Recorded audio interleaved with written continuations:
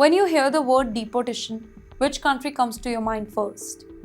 Let me tell you, most people instantly think of the United States because headlines, politics, and global database often circles around America's immigration policy.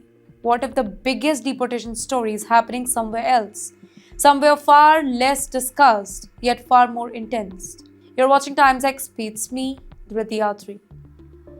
Here's the big reveal, ladies and gentlemen. The country sending back the most Indians is not America.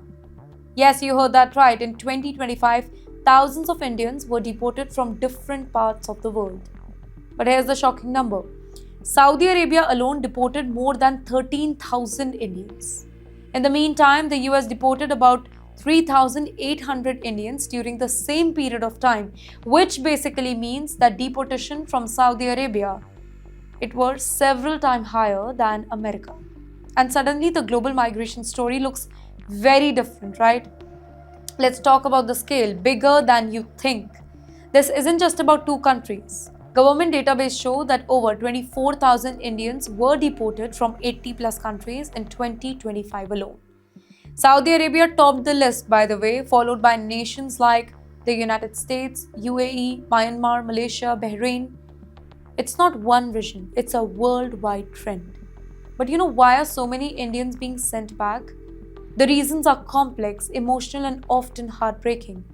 Many deportations happen because of visa overstays, working without valid permits, violating the labor law, fake job offers or recruitment scams, criminal or civil legal cases. Specifically in Gulf countries, most deportations are linked to work or residency rule violation, not illegal border crossing like those often seen in the Western countries. In the end, the Gulf story is about migration dream.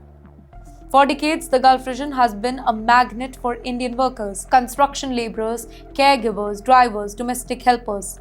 Millions travel there chasing better pay and stable future, but strict labor law, periodic crackdown, and strict visa enforcement can quickly change life.